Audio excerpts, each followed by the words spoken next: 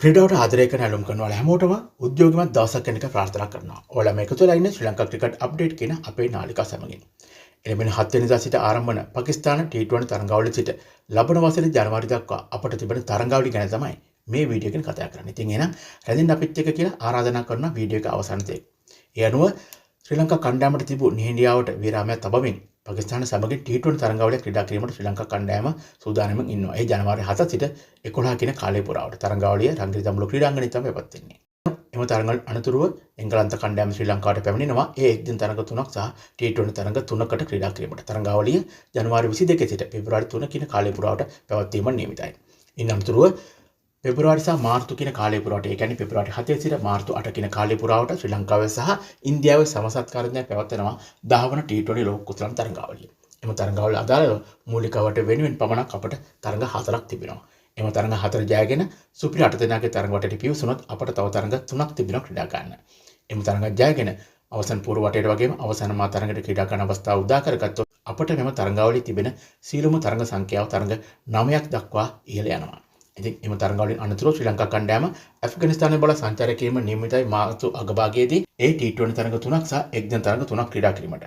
ඉන් අනතුරුව Indian premier league තරඟාවලිය ආරම්භ වෙනවා අප්‍රේල් මැයි කියන කාලය පුරාවට. එම තරඟවලට ශ්‍රී ලංකා ක්‍රීඩකයන් 7 දෙනෙක් ක්‍රීඩා කරන නිසා අපේ ප්‍රේක්ෂකයන්ටත් උණුසුම් තරඟාවලියක් දැක බලා ගැනීමට හැකියාව ලැබෙයි. ඉන් අනතුරුව ජූනි සහ ජූලි කියන කාලය පුරාවට ශ්‍රී ලංකා කණ්ඩායම බටින්ද කොදිය දේශීය බල සංචාරය කරනවා. ඒ ටෙස්ට් තරඟ දෙකකටත් එක්දින තරඟ 3කට සහ T20 තරඟ 3කට ක්‍රීඩා කරන්න.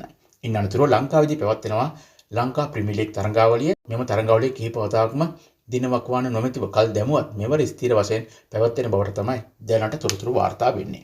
ඉතින් එම තරඟවලින් අනතුරුව ඉන්දියා කණ්ඩායම ශ්‍රී ලංකාවට පැමිණෙනවා ටෙස්ට් තරඟ දෙකකට ක්‍රීඩා කරන්න. නමුත් එම ටෙස්ට් තරඟ දෙකට අමතරව T20 තරඟ 3කුත් ඔවුන් ක්‍රීඩා කිරීමට බලාපොරොත්තු වෙන බවට තමයි මේ වෙනට නිල වශයෙන් තොරතුරු වාර්තා වෙන්නේ. එම තරඟවලින් අනතුරුව ශ්‍රී ලංකා කණ්ඩායම එංගලන්තයේ බල සංචාරය කරනවා. එම තරඟවලට T20 තරඟ 3ක් සහ එක්දින තරඟ 3ක් ඇතුළත්.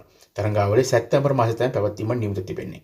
කෙසේ නමුත් ඔක්තෝබර් මාසයේදී ශ්‍රී ලංකා කණ්ඩායම පාකිස්තානයේ බල සංචාරය කරනවා. ඒ T20 තරඟාවලියක් වෙනුවෙන් එම තරඟවල T20 තරඟ 3ක් ඇතුළත් වෙනවා.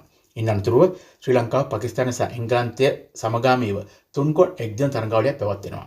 ඒ ඔක්තෝබර් කියන කාලයේදී. ඉතින් එම තරඟවලින් අනතුරුව ශ්‍රී ලංකාව පාකිස්තාන සමගින් මෙම තරඟාවලියේ අවසාන තරඟාවලිය ලෙස ටෙස්ට් තරඟ දෙකකට ක්‍රීඩා කිරීම නියමිතයි. තරඟාවලිය නොවැම්බර් මාසයේ තමයි පැවැත්වෙන්නේ. ඉන් අනතුරුව දෙසැම්බර් සහ ජනවාරි කියන කාලය පුරාට, ඒ කියන්නේ 2026 අවසාන නිසා 2027 ආරම්භ කරමින් ශ්‍රී ලංකා කණ්ඩායම ඉන්දියාව සමගින් T20 තරඟ 3ක් සහ එක්දින තරඟ 3ක් ක්‍රීඩා කිරීම නියමිතයි.